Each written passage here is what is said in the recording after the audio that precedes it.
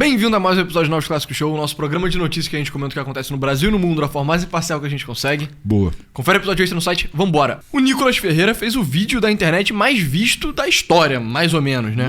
No Brasil, né? Então, no Brasil, com certeza, eu vi que tinha uma lista na Wikipédia dos vídeos mais vistos. O único vídeo que pegou mais view do que esse, nas primeiras 24 horas, tinha sido um anúncio do Discord sobre, tipo, loot boxes, sabe? Caralho. Pra quem não vive... Pra quem vive debaixo de uma pedra, esse vídeo aqui, né? Que ele tem 313 milhões de visualizações, que é bizarro. Pra quem não sabe, o Brasil tem mais ou menos 200 milhões de pessoas. E é o vídeo que ele fala sobre a taxação do... A taxação não, né? A fiscalização do Pix e tal. É só ele nesse fundo preto, com essa camisa preta, falando com um tom sério, né? Coisa que não é tão comum do Nicolas Ferreira. Ele não tá sendo irônico. Enfim. Fato é, cara, foi... bizarro, assim, como que esse vídeo tem uma repercussão incrível. E você consegue ver, né? Os outros vídeos perto desse do Nicolas Ferreira também pegaram muitos views, tipo 120 milhões de views. É bizarro no vídeo que ele fez depois. 50 milhões no vídeo que ele fez antes. E o governo teve uma resposta bizarra, né? Primeiro foi falando que o Nicolas Ferreira tava cometendo fake news gravíssimas. Então aqui a gente consegue ver. Eu até fiz um tweet que acabou viralizando sobre isso, respondendo o Guilherme Boulos, né? Que o Boulos, ele... falou que entrou com uma ação judicial contra o Nicolas Ferreira pelas fake news que espalhou sobre o Pix. E aí, enfim, eu perguntei até... Eu fiz esse tweet genuinamente, que eu fiquei tipo, cara, será que teve alguma fake news, né? E enfim, a grande maioria das pessoas não respondeu. Esse cara até, enfim, postou um vídeo hilário sobre como que a comunicação do governo brasileiro tá bizarra. Ninguém me deu uma resposta boa no Twitter. Todas as respostas foram horríveis, na minha opinião. Foi, ele insinuou que o Pix pode ser taxado. É tipo, pô, mano, isso não é fake news, né? Não. Ele pode ser taxado de qualquer maneira. Ele, inclusive, falou, isso tá nos primeiros 30 segundos desse vídeo, que o Pix não vai ser taxado. Pois é. Mas é meio que uma consequência de segunda ordem, né? Se implica em maior vigilância, maior monitoramento, induz que a arrecadação vai aumentar, que a incidência de imposto vai ser mais precisa, que mais pessoas vão ser impactadas e, de certa forma, isso precisamente não é criar uma alíquota de imposto, mas implica no aumento de taxação por outras vias. Exato, sabe? é o governo querendo aumentar sua arrecadação, né? Sim. E se o governo tá arrecadando mais, as pessoas estão sendo taxadas mais. Isso é óbvio, na minha opinião. Enfim, a Folha de São Paulo entra em detalhes sobre imprecisões, aí a Folha finalmente deu uma resposta sobre quais foram os erros que o Nicolas Ferreira apontou. Só que, cara, sinceramente, são imprecisões que é tipo o sexo dos anjos, na minha opinião. Entendeu? Cara, é de natureza tributária, né? Tipo, o Nicolas Ferreira talvez não seja nem versado no tema. Porque... Talvez, né? Com certeza absoluta, ele não é versado no tema. Assim, ele paga imposto, né? Então, e é deputado. Então, ele deve ter alguma familiaridade acima do brasileiro médio. Só que ele meteu que... Imagina pagar 27,5% em cima dos teus lucros. Sendo que não é... Sendo um MEI ou um autônomo, né? Que é sendo o pipoqueiro que recebe, que movimenta os tais 5 mil reais por mês no Pix. Exato. Então, tipo, a tributação que incide sobre o cara que é MEI não é exatamente igual à pessoa física que paga imposto de renda. E até para pessoa física que paga imposto de renda é 27,5%, uma alíquota que vai passar agora a ser acima de 5 mil, né? Então... é diferente, não é exatamente assim. E aí, pra deixar bem claro, o que o Nicolas Ferreira falou é... Em 2025, por exemplo, o MEI poderá faturar 81 mil reais por ano. Ou seja, pouco mais de 6 mil reais por mês. Essa maioria de brasileiros, muitos não declaram imposto de renda. Porque senão não consegue pagar suas contas. Se é difícil sem declarar, imagina o PT tirando 27,5% do que você ganha. É impossível sobreviver. É isso, isso foi uma imprecisão... Também acho. Ele não poderia comunicar verdadeiramente ele não ia na verdade, imagina bem, o dinheiro que você ganha acima de 5 mil reais, ele passaria para a alíquota de 27,5%. Entre 3.400 e 5 mil seria a alíquota de 22,5%. Então, fazendo uma conta aqui, abrindo uma planilha do Excel, deixando bem claro, você pagaria uma alíquota de exatamente 14,37%. Porra. Sim. Eu não acho nem que foi malicioso, porque a alíquota no meio, ao que parece, eu não sabia, pode até estar acima de 27,5%. Exato. E aí a Folha passa esse artigo aqui detalhando quais foram as impressões que o Nicolas Ferreira falou, né? Que as alíquotas variam conforme o setor, então... se você for um MEI caminhoneiro, você paga só 8%, indústria paga menos imposto também, transporte passageiro paga menos, aí serviço em geral paga mais até do que 27,5%, né? E aí, eles continuam falando que, na verdade, a tabela é progressiva, que era o que a gente estava falando no começo do vídeo. E aí, enfim, basicamente essa foi a principal imprecisão que o Nicolas Ferreira comentou, além do fato dele falar que o governo ele pode taxar o Pix. Só que é isso, né? Isso foi o que acusaram ele de ser fake news, só que isso não é fake news, pô. você falar que uma coisa existe em potência, não é mentira. Ela existe em potência, isso é inquestionável. O que eu acho que o Nicolas Ferreira fez bem foi meio que inflamar assim, essa desconfiança que o governo tem, quer dizer, que o governo está produzindo dentro da população. Então, bom, quando o Lula se elegeu, não foi isso que ele prometeu, né? As pessoas estavam, pelo menos a expectativa era de que o Brasil ia se livrar meio que da turbulência do Covid e ia retomar aquele crescimento meio lulista, assim, aquela coisa bem prosperidade para todos, salário mínimo valorizado. E esse definitivamente não tem sido... Enfim, eu acho que isso até é um tema de fundo do governo, só que a primeira linha dos debates é tipo, gastar mais, taxar mais. Então, ninguém estava esperando, por exemplo, a taxação sobre comprinhas, sabe? Da Shein. Da Shein, né? Que era a isenção de imposto de importação sobre compras que eram abaixo de R$50, né? Uma coisa que eu já vi até alguns economistas falando sobre isso é que, tipo, a América do Sul tem um tipo de anomalia em política pública que é, tipo, uma sonegação que o governo faz vista grossa, sabe? Então, dado que as condições de vida são muito bostas, né? Nós somos muitíssimo pobres e nós temos padrões de taxação de serviços públicos que tendem a ter cobranças de modelo europeu, a conta não fecha. Então, o governo precisa fazer vista grossa com gato de energia, o governo precisa fazer vista grossa com sonegação de pequeno empresário, o governo precisa fazer vista grossa com... sei lá, tipo, ocupação de território, né, ou favelização, etc.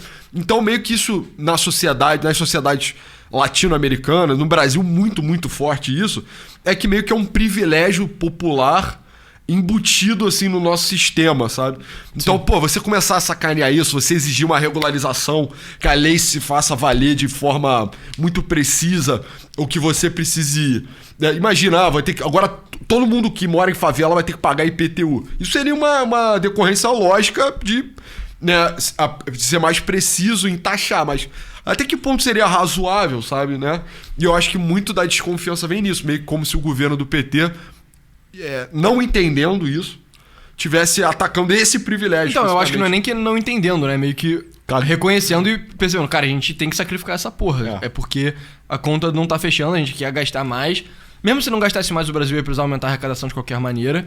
E, dado que não tem como extrair mais dos ricos, até teria, né? Mas enfim. Tem. Mas não é como se quem é rico pagasse pouco imposto no Brasil também, né? Mas o fato é... Nem acho que esse é o caminho também, né? Tipo... Não, definitivamente não. Mas o fato é, tem certas camadas da população mais pobre que não tava pagando pouco imposto mesmo, só que é aquele negócio, né? Não é como se o pipoqueiro fosse um cara privilegiado, ele faz parte da classe mais pobre, aí o Lula tá indo atrás. E aí eu acho que vale a pena falar que o efeito do vídeo do Nicolas Ferreira foi não só uma comoção generalizada na internet, evidenciado pelo fato do vídeo dele ter, cara, 300 milhões de visualizações, é surreal, Cara, né? o Brasil só tem 100 milhões de usuários. No Instagram. Só não, né? Isso é uma quantidade bizarra. Ou seja, em média, o brasileiro médio literalmente assistiu o vídeo 3 vezes, né? Pelo menos 3 vezes, cara. Surreal isso. O governo, ele recuou, né? Então, ele literalmente falou, cara, a gente não vai mais fiscalizar e tal. E aí, aqui, detalhe, né? Então, os deputados consideram acertada a decisão de revogar a medida da Receita Federal para ampliar o PIX, né? Então, literalmente, o governo cedeu à pressão e revoga a norma sobre fiscalização do PIX. Então, cara, não foi bom, não vamos fazer mais isso, né? Eu acho que é uma fraqueza e o que muita gente aqui tá detalhando é que pro governo eles acreditam que o que a gestão tem que fazer é comunicar melhor as medidas que ele faz, sabe? Então, isso foi um erro de comunicação, mais do que qualquer coisa. O que eu acho bizarro, né? Porque quando teve o problema... Por exemplo, isso aqui foi um erro de comunicação meio com as massas, assim. Com o brasileiro médio, o brasileiro mais humilde e tal, beleza. Quando o Haddad fez aquele pronunciamento que era meio que pra Faria Lima, também eles e aí o dólar estourou, eles atribuíram... foi um erro de comunicação. Tipo, brother, até que ponto... Você só tá fazendo coisas que são incomunicáveis de uma forma positiva, sabe? Você tá fazendo notícias que são ruins, assim. Não tem comunicação mágica que vai resolver, sabe? E é engraçado, porque isso demonstra como que a esquerda, hoje em dia, ela habita num universo que é 100% da comunicação, sabe? Tipo, não tem nada substancial embaixo. É tudo ajeitável em cima da forma que você diz as coisas ou não diz as coisas, sabe? Se você censurar a comunicação das pessoas, o problema ele vai desaparecer, sabe? E, enfim, aí tem uns outros tweets aqui pra gente trabalhar em cima disso. Mas... Cara, eu sinto que muito do que tá acontecendo aqui, inclusive quando a gente fez o episódio sobre o Pix, a gente buscou não gerar nenhum tipo de pânico. É aquilo, é uma instrução normativa. Na prática, o que vai mudar de verdade é que a extensão dessas notificações vai alcançar lá os bancos digitais. Então a galera do Nubank, do Banco Inter, C6, etc. Agora também vai estar sobre o mesmo crivo... Estaria, né? É verdade. Estaria sobre o mesmo crivo de vigilância da Receita Federal do que o pessoal que já usa Banco do Brasil, Itaú, Santander, Bradesco, whatever, Caixa. Então não era uma coisa muito grande. Só que é aquilo, tipo, o governo, cara, tá realmente gerando uma desconfiança mesmo. As pessoas estão com medo de serem sabotadas e a oposição tá trabalhando muito habilmente nisso. O depoimento, aquela grande fala do Haddad, eu achei até muito pior do que isso. Mas eu sinto que deu o tom da coisa, sabe? Que ele falou aquilo, a expectativa era um anúncio de corte de gasto e a gente recebeu, na verdade, uma notícia de que a arrecadação tende a diminuir, na verdade. Isso foi surreal. Isso foi uma cagada. Agora, essa instrução normativa da Receita Federal, eu sinto que até é o tipo de coisa que as pessoas nem olham muito, sabe? Tipo, politicamente, os partidos não estão muito engajados. Porque aquele negócio, né? O povo tem uma preocupação diferente, meio que das elites, tanto Exato. Econômicas, que seria o pessoal da Faria Lima, quanto políticas, que são os deputados e tal, né? Exato. Só que o pessoal tá com medo porque a sensação na rua, eu acho que tá mais do que óbvio pra todo mundo, é que a condição de vida piorou, na verdade. Né? O custo com alimentação, etc. Esse tipo de coisa tá pesando no bolso do brasileiro. E é isso. Eu acho que vai rolar a partir de agora, e de qualquer jeito eu sinto também, vai rolar uma certa má vontade, né? Então, enquanto o Lula meio que não conquistar de volta essa confiança que o povo tinha nele, isso vai continuar acontecendo ciclicamente. Tipo, o Lula só poderia fazer um bom governo ou ser verdadeiramente popular, e ele, de certa forma, é popular ainda. Só que eu sinto que é muito um apego desesperado à figura dele, sabe? Sim, total. É um apego a um passado que não existe mais, né? Exato. Mas para ele ter verdadeiro apoio, né? Se ele realmente quiser que a grande massa da população engaje de boa vontade com o direcionamento que ele tá dando pro país, cara, ele precisa dar um pouco. Eu sinto que ele só... O quê? Precisa dar um pouco. Ah, tá. Mas dá o quê? Cara, alguma Mas benevolência. Mas é porque é aquele negócio, né? É impossível. Não tem como. É literalmente impossível. Cara, a picanha tem que rolar, entendeu? Mas nos próximos 2 anos ele vai ter que dar picanha, mano. Mas vai tirar picanha da onde? Do céu, da árvore? Sabe? Eu também sinto que não dá. Mas, tipo, ao mesmo tempo que não dá, tem que dar. Sabe? Porque senão... Ou seja, não vai rolar, né? Exato. Tá fudido. O povo meio que não vai ter...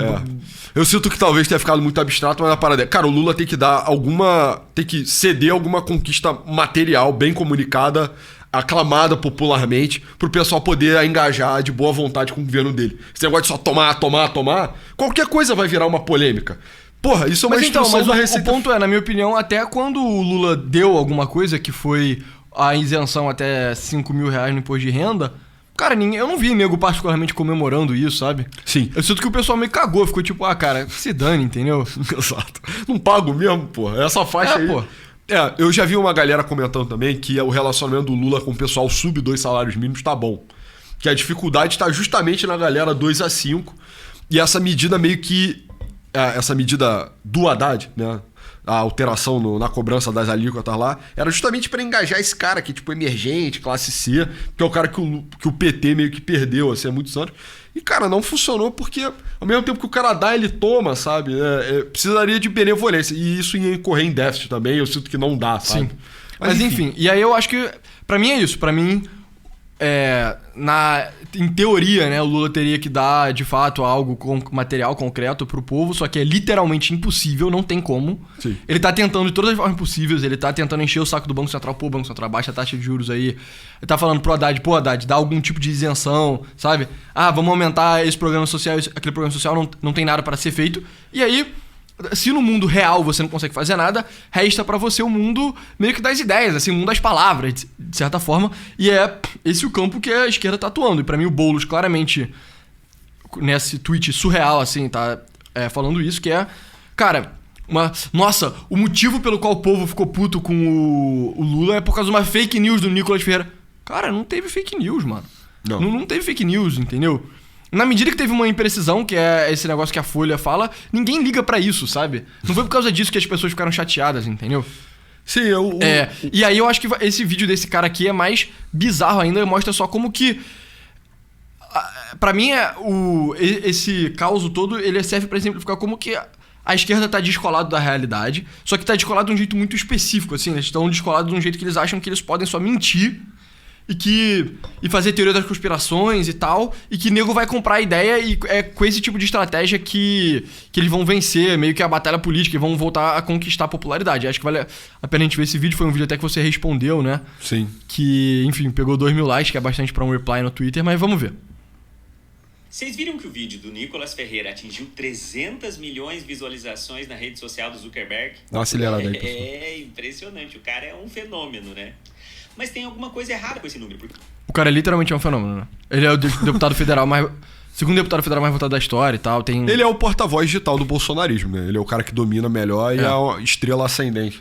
O Brasil tem 211 milhões de habitantes. É como se toda a população brasileira tivesse visto esse vídeo nessa rede social específica, mais toda a população da Argentina, Chile, Uruguai, Bolívia e mais algum outro país latino-americano, ainda assim não chegaria a essas 300 milhões de visualizações. Mas tem um outro problema. Nem todos os 211 milhões de brasileiros estão cadastrados nessa rede social. Ela contempla cerca de 100 milhões. E é como se ela tivesse entregue 3 vezes esse vídeo para cada uma das pessoas cadastradas no Brasil. O que não aconteceu. Eu, por exemplo, não recebi nenhuma vez esse vídeo no meu feed. E, curiosamente, esse número estrondoso de 300 milhões de visualizações do vídeo do Nicolas Ferreira aconteceu logo depois do Zuckerberg anunciar que estava se alinhando à extrema-direita. E vejam, isso não significa que...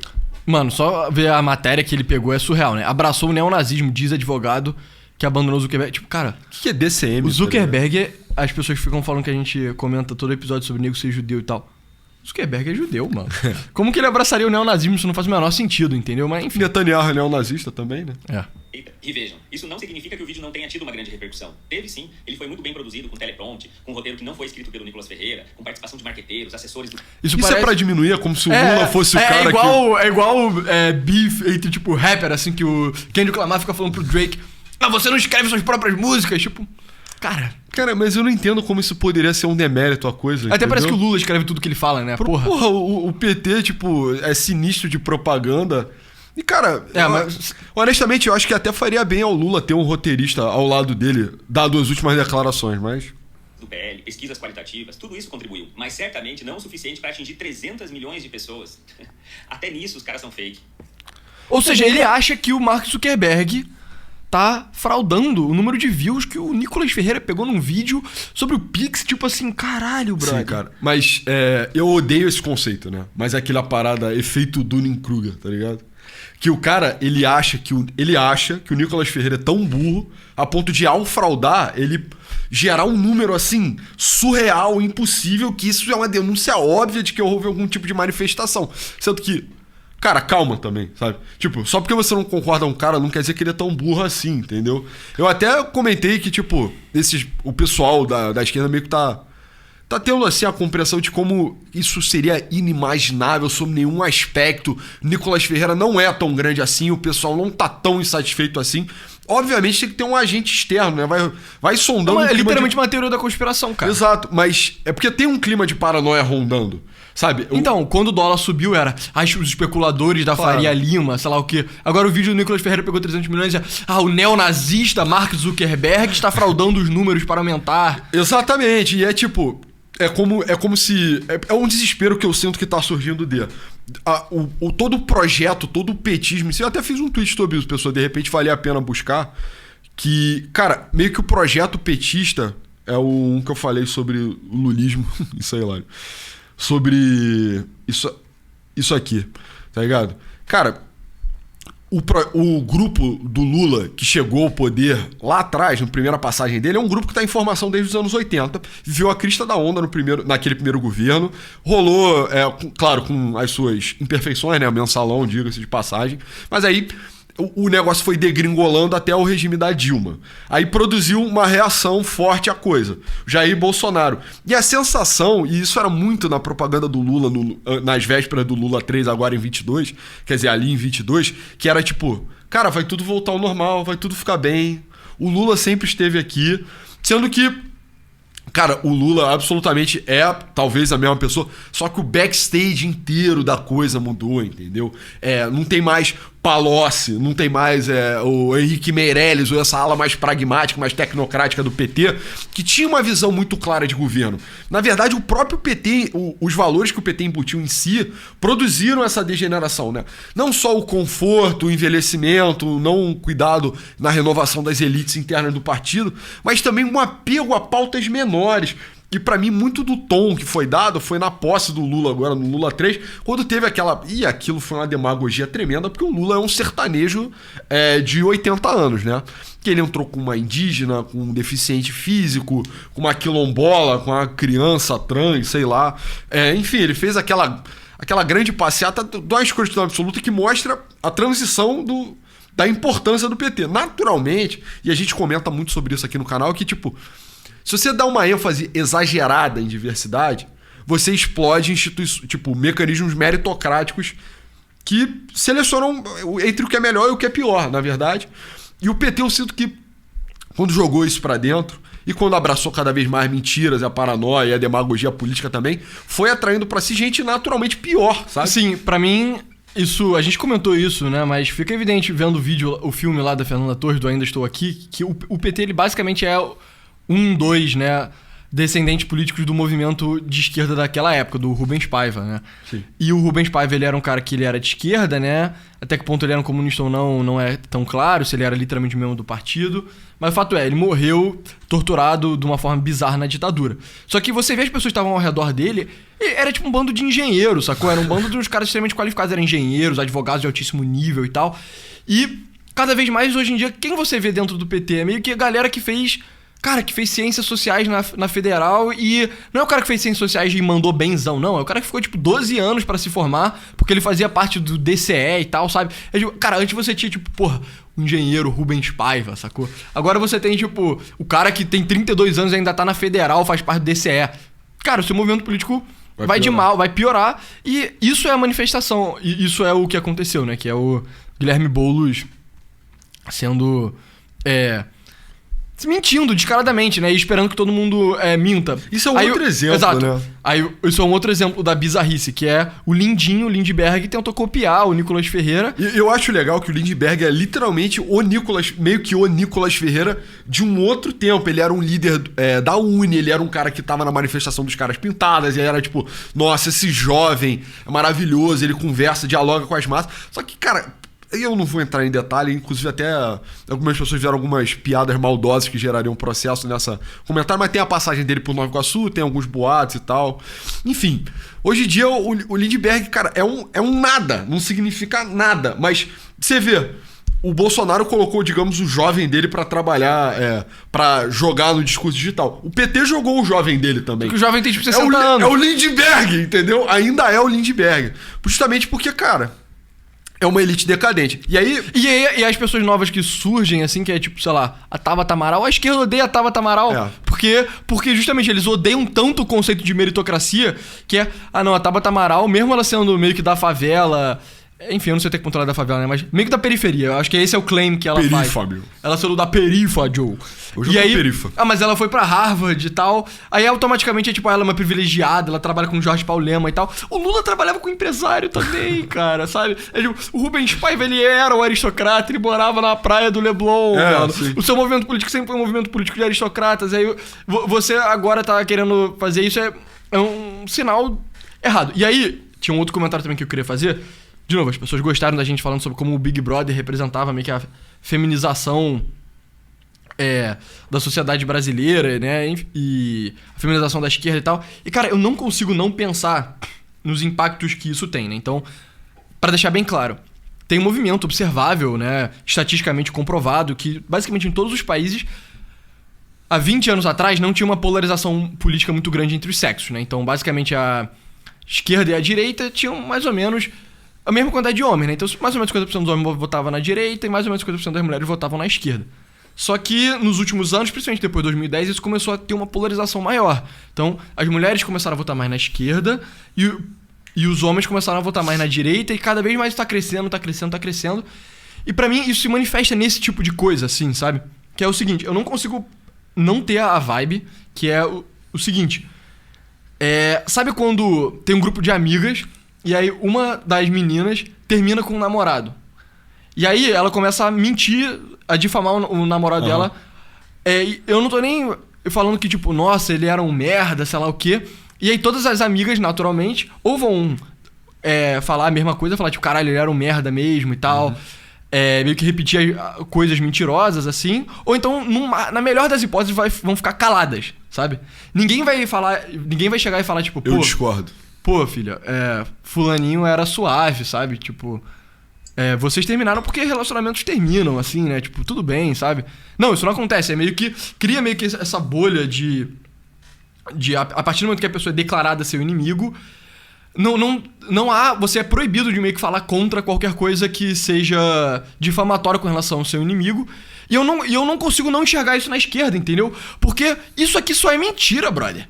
O Nicolas Ferreira não espalhou fake news sobre o Pix, entendeu? E ninguém pode chegar e falar, tipo, não, Boulos, você está errado, sabe? Porque senão você ia ser taxado como um bolsonarista, você ia ser taxado como uma pessoa de fora, meio que do grupo dos amigos, assim, né? Das pessoas que são do bem, sacou? Você ia ser uma pessoa do mal. Exato, né? E isso é muito ruim, isso pro discurso político. Isso é uma coisa horrível, cara. Você não pode meio que se ater à verdade. Você fica nesses vórtices de mentira e fica um apontando o dedo pro outro. E a pessoa que fizer a mentira mais exagerada, assim, que mais difama o inimigo, é a pessoa que tá a posição de maior moralidade, maior virtude, sabe? Mas isso é justamente uma outra coisa que a gente já falou no canal, que é a Tarek Saibização, entendeu? Também. Então, pra galera que é nova, Tarek Saab é o procurador-geral da Venezuela e ele é o grande gangster por detrás do governo do Maduro. E ele é um cara esquisitaço, você consegue ver na cara dele. Isso virou uma piada interna do canal, pra quem não lembra, porque a cara dele é muito estranha e a gente ficou um tempo zoando ele. Peraí, tem outro? Ele é esse cara aqui. É esse cara, entendeu? Então, ele é um advogado. Ele é literalmente o advogado mais alto da Venezuela. Ele é um cara com tatuagem na mão, tatuagem no pescoço, rosto dele todo meio harmonizado e tal. Ele é um cara que é só um mentiroso gigante, né? Exato. E ele é o cara que persegue pessoas no regime do Maduro, basicamente. Ele seria o Paulo Gonet no Brasil, só que tipo, ele é um cara gangster mesmo. Ele é o grande inimigo, assim. E aí, a gente tá pensando, putz, quão escrota tem que ser uma organização pra um cara igual o Tarek Saab, que é um esquisitaço, é uma pessoa má, ruim, meio que subir, gravitar até o topo dela, né? E aí, enfim, aí surgiu o termo Tarek Saabização, que é meio que quando você explode o mérito, né? Tipo, você desapega total da verdade, você abraça um grupo ideológico, né? Cara, a realidade tá aqui, mas a gente tá trabalhando a nível ideológico.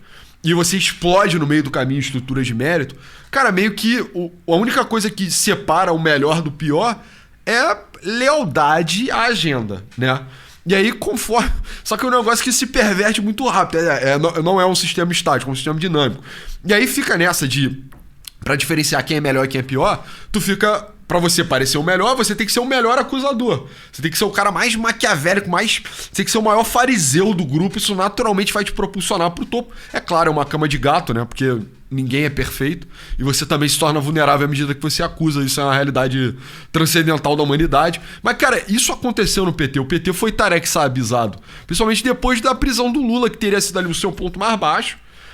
Era um momento de autocrítica, de reflexão. Era pra falar...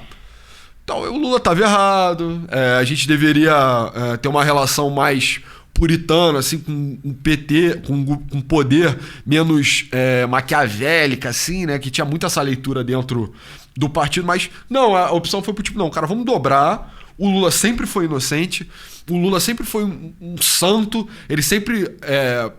lutou pelos mais pobres desse país. A Lava Jato foi uma coisa integralmente errada. Inclusive, o discurso da Lava Jato ter sido um grande complô internacional é muito forte dentro do PT também.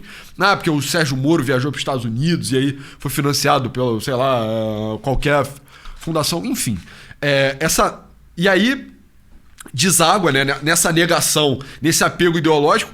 Cara, aí eu falei no tweet... O Lula, por ser uma parada mitológica, é uma coisa que transcende, assim, é mais alto. Não tem nada parecido no Brasil. Ele consegue reverter o ciclo, em parte porque o Bolsonaro fez um governo de merda também. Consegue reverter o ciclo e aí estabelece, cara, meio que esse consenso petista, não como ele realmente era em 2002, né? É aquela frase do Hegel também. A história se repete primeiro como paródia, primeiro como tragédia e depois como farsa significando comédia. Sim. E aí o PT foi né, a tragédia, né? No sentido de que tipo, teve um final triste e agora vai como comédia, como se fosse uma paródia do que foi. E não funciona, e é um grupo pior, é um grupo falido. E, na minha opinião, em defesa da esquerda também, né? No meu tweet, que, enfim, teve bastante interação, eu vi muita gente de esquerda tweetando em cima, falando, cara, eu não gosto do Nicolas Ferreira. Literalmente, as pessoas tweetaram, tipo, eu sou de esquerda, eu abomino o Nicolas Ferreira, e eu tenho muito ódio do fato de que essas loucuras do PT e do Guilherme Boulos me empurram pra um canto que eu tenho que concordar com o Nicolas, que é, cara, ele não mentiu, ele não falou uma fake news. Por que o governo quer censurar ele, sabe? É sério que o governo fez uma medida impopular, aí um deputado da oposição fez um vídeo suave, e agora a resposta não é tipo, caraca, realmente, né, talvez a gente tenha ido longe demais, vamos reverter, que eventualmente eles fizeram, mas o reflexo inicial é tipo, nossa, você mentiu, precisamos te censurar. Então, muita gente, tipo, eu falei mal da pessoa da esquerda, e em defesa da pessoa da esquerda muita gente reconhece isso e fica tipo, cara, horrível essa situação, mas no longo prazo a tendência é que essas pessoas só sejam, tipo, afastadas da esquerda, sacou? Que foi o que aconteceu nos Estados Unidos. Essas pessoas como o Elon Musk, o Mark Zuckerberg, nenhum deles era de esquerda, cara. Eu me lembro do Musk falando que ele nunca tinha votado no republicano. Várias pessoas falaram isso, nunca votei no republicano. Joe Rogan, pô. Joe Rogan nunca votou no republicano. E aí agora eles meio que votaram no Trump. O Joe Rogan, ele era um cara que apoiava o Bernie Sanders em 2016, né? O Bernie Sanders que é o cara mais à esquerda, mais tipo, meio que socialista assim nos Estados Unidos. Então, não é como se ele fosse um cara como esse mano como aqui. esse cara aí, pô. Cadê o cara? Como esse idiota aqui falou. Nossa, o Mark Zuckerberg neonazista, entendeu? Que é uma das coisas mais burras possível, assim, que uma pessoa pode falar. Esse cara tem canal no YouTube? Aqui, prova que o mano é um... É um idiota, né? total. Né? Mas, sabe, e aí o que acontece pessoas razoáveis vão sendo expulsas e acabam gravitando pro outro lado e só sobra esse bobão aqui. E é o problema que os democratas, depois da eleição do Trump, falavam que é tipo, caraca, nós precisamos de um Joe Rogan democrata, sabe? Porque o Joe Rogan republicano foi muito importante pro Trump ganhar, tipo... Meu irmão em Cristo, vocês tinham o Joe Rogan democrata. O próprio Joe Rogan era um democrata por décadas, tá ligado? Sim. Só que vocês foram tão delusional que vocês afastaram ele. E, na minha opinião, esse é o episódio... Esse é o caso mais interessante de tudo que rolou com o Nicolas Ferreira, entendeu? Com certeza. Eu acho que a fala do Boulos revela também, em segundo nível, que qual é o recurso que restou, né? Pra esquerda. Dado que a arena pública, do debate público já, cara, catastroficamente perdida, eu acho que num ponto praticamente irreversível, né? Então, mais ou menos, né? Se você só fizesse o Xandão nas redes sociais, talvez fosse reversível. Não, sim, mas eu digo em termos do debate, sabe? Eu Total, acho muito total. difícil que o governo consiga reconquistar meio que essa popularidade, essa boa vontade, assim, do cara médio. Já se perdeu. Inclusive, está se falando impeachment, né? Talvez seja cedo pra dizer. Mas, enfim, esse cheiro, essa conversa voltou a rodar. O próprio Nicolas falou sobre isso. Kim Kataguiri falou sobre isso também. São setores diferentes da direita, mas que tem histórico de mobilizar muita gente. Mas, na verdade, quando o Boulos fala, eu vou te processar, ele revela o artifício que sobrou. E é o artifício que está sendo usado maciçamente para garantir algum equilíbrio no campo. Porque senão já teria, cara, já teria sido, honestamente, né? Se o STF não tivesse agindo ativamente e assumidamente para proteger a democracia, e o obstáculo à democracia sendo esse movimento populista de massa que é o bolsonarismo, estaria bem desequilibrado. Eu quero deixar assim em termos bem amplos, sabe? E aí o outro comentário que eu tenho que fazer foi até um outro tweet que eu fiz. A gente tá puxando os nossos próprios tweets, não é exclusivamente pra promover o nosso Twitter, apesar de que você deveria seguir a gente, né? Não é um cachorro correndo atrás do próprio rabo. Também. Exato. É porque esse debate, ele não foi tido muito na Folha, né? Não. Nas publicações antigas. Ele foi um debate muito das redes sociais, assim, né? Tanto que o próprio vídeo foi um vídeo publicado nas redes sociais, as pessoas debateram no Twitter, o Boulos falou no Twitter, enfim. Que é o seguinte, eu fiz Tua quantidade de posts. Eu vi, né? Bad Omens, mano. Enfim, eu fiz um tweet que é o seguinte, esse mano aqui, Roberto Reis, não sei quem ele é, tá? Ele falou, olha, eu não sou fã do Nicolas, longe disso. Parece que ele é um cara que trabalhou com comunicações, mas justamente por isso tenho a isenção para dizer. O que ele fez é, sem dúvida, a maior vitória política contra o PT desde um impeachment, comandado pelo velho maestro Temer, o que é uma coisa engraçada. Convenhamos, não é pouca coisa. O cara soube pegar a insatisfação e a paranoia do movimento e traduzi-las em um vídeo que, termos de comunicação, roçou a perfeição. Sai fora, Ele papo não de falou, roçar. ele canalizou. Isso, meus amigos, é raro. Nicolas, com 28 anos, conseguiu fazer um governo se contorcer em público com 3 tapinhas estratégicos. O Temer, bom, ele precisou de uns 1000 anos e um doutorado em bastidores para fazer algo semelhante. Fato é que essa é a primeira vitória esmagadora da direita desde 2022. Uma direita que andava tropeçando em si mesma. Agora os ventos parecem começar a mudar. E, sinceramente, quem subestimá-lo daqui pra frente vai pagar caro. E aí, beleza. Eu acho que o que ele falou com relação a... Isso foi a primeira... Esses 2 parágrafos aqui estão certos. Foi meio que a primeira vitória desde 2022 mesmo, pelo menos a maior. Desde 2022, não desde o impeachment. Então, exato. Rolou Mas uma é isso que eu quero contradição chegar. dentro do texto. E, de fato, o Nicolas Ferreira, tipo, subiu de patamar como força política, assim. Agora você tem... Caralho, mano, ele meteu um vídeo com 300 milhões de visualizações. Isso é no joke em 2025, né? Se antes você subestimava ele, você não pode subestimar igual. E eu diria que eu me encaixo nessa categoria. Eu era um cara que subestimava o Nicolas Ferreira. Assista o vídeo que a gente fez sobre a direita festiva, a gente fala dele e tal. E agora eu subestimo um pouco menos, assim, né? Tipo, isso que ele fez foi genuinamente impressionante. Agora, isso aqui é tipo assim, calma também, né, mano? Pelo amor de Deus. Pô, isso foi uma vitória política tão grande. Esse Caralho, é engraçado. Fazer o PT revogar uma medida que nem era uma medida tão extrema assim. É tipo, cara, agora a Receita Federal não vai mais fiscalizar o Pix de pessoas que pagam até 5 mil. Isso não é uma vitória política tão grande, entendeu? Sabe? A materialidade é baixa, né? A gente, inclusive, fez o episódio justificando que, cara, calma, não é pra tanto. Mas eu acho que ele converteu, ele fez o Lula. O Lula deve ter ficado maluco lá dentro do palácio. Deve ter gritado pra caralho. Você acha que o Lula tava lá Eu acho pegando a mesa de 100 mil reais da Janja, não. virando a mesa, gritando assim, chupetinha tá me perseguindo. Não, porque destruir esses patrimônios dos palácios ali é motivo de prisão no Brasil. Mas ele, cara, deve ter ficado muito puto. Porque isso é um negócio minoritário, é uma coisa minúscula, microscópica, que foi convertida, tipo, no maior pedaço de propaganda em muito tempo. Tipo, o governo federal em ter voltado atrás... Eu sinto que peidou na farofa, sabe? Ter feito o Lula meio que bater em retirada no debate público. Sim. E optar... Ele já tá fazendo isso há muito tempo. Mas ele bate em retirada no debate público e busca atacar judicialmente a oposição, sabe? Meio que isso já tá acontecendo. Mas essa foi na frente de todo mundo, né? O Lula, Sim. como diria... Mas é isso, né? É meio que o Lula demonstrou fraqueza. Mas, pô, falar que isso foi uma... Exato. Mano, o Desde o impeachment, porra. Sabe, ele tá comparando o que o Temer fez com o que o Nicolas Ferreira fez. É tipo, cara, o que o Temer literalmente tomou o poder, entendeu? O Bolsonaro ganhou nesse meio tempo também, cara. Exato, Isso é uma vitória, porra, pelo né? amor de Deus, sabe? O Nicolas Ferreira fez um vídeo e revogou uma medida. Cara, é incomparável o tamanho das duas coisas, sabe? Bota outra foto desse cara aí, ele é da geração X. Roberto Reis, cara... Não, parece Acho que é, né? 25 anos trabalhando com marketing. Ele vai ter uns 50 anos, né? Se ele tem 25 anos trabalhando com marketing. Vai ter uns 40 e tal, né? Esse jeito de escrever cheira muito forte. É tipo a última geração que leu crônicas no jornal. Mas... E aí eu tive uma discussão aqui com uma conta anônima que era o cara, literalmente, brasileiro descobriu há menos de 10 anos que o PSDB não era de direita. Foram poucas vitórias nesse curto espaço de tempo. Deixa o homem ser feliz. Aí eu fiquei tipo, pô, comemorar que tá perdendo 10-1, sabe? Porque é isso, né? Meio que essa vitória foi...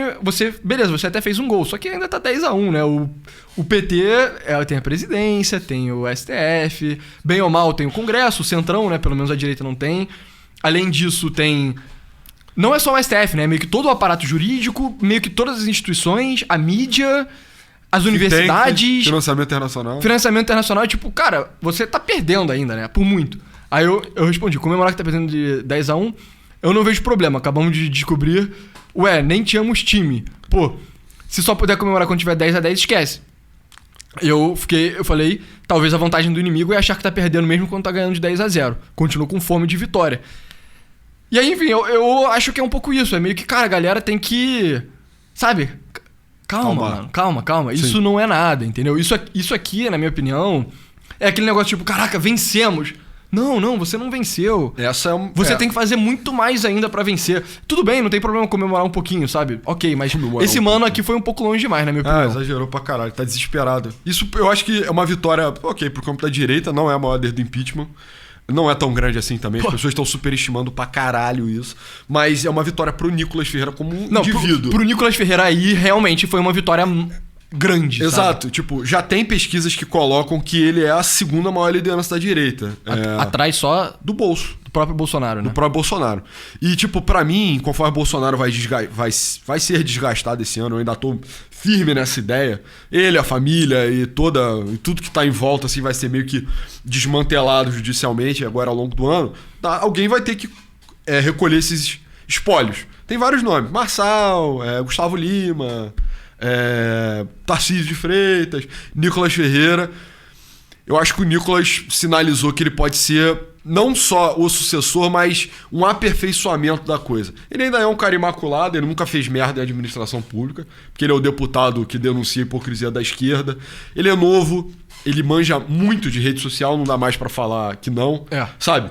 Se antes não dava pra falar, agora Sim. você fica, caralho, mano, talvez o cara seja prodígio mesmo. Exato, o cara é monstruoso, cara. Ele superou, tipo, as paradas que, sei lá, pro brasileiro fazem muito sentido. Tipo, o filho da Virgínia. Pra mim, foda-se, mas parece que era o maior vídeo até então. Cara, se eu barrasse com a Virgínia no elevador, eu não saberia quem é, mano. Eu saberia pedir autógrafo. Boa. Mas enfim, eu acho que ele também, como símbolo, sabe? É um garoto novo, traz um ar de esperança, tem sotaque mineiro, que eu acho que é mais neutro, mas tem mais infiltração, assim. Eu acho que vale a pena a gente falar disso no próximo episódio. O próximo episódio é sobre planos da família Bolsonaro. Exato. Tá. Então, mas é isso, vamos parar por aí, né? Esse foi o Novos Classes Show de hoje. Muito obrigado por ter assistido até aqui. Entra no site novosclasses.com.br. A gente discutiu sobre um possível banimento da pornografia para menores de idade nos Estados Unidos, no Texas, e como que tá virando meio que um consenso, né? Tanto pessoas conservadores como liberais, os republicanos democratas, né? A esquerda e a direita tá convergindo que isso deveria acontecer. E o New York Times botou uma matéria boa, a gente discutiu no site porque, enfim, pornografia não se discute no YouTube, basicamente. Não. E você pode virar membro lá, R$8. Você tem acesso ao nosso programa de perguntas e respostas. Se você é fã, você vai gostar bastante. E segue a gente no Twitter, @pessoal99 é o meu. @novosclássicos. Eu roubei o @ do Pessoa. Segue a gente no Instagram e no outro canal do YouTube também. Muito obrigado.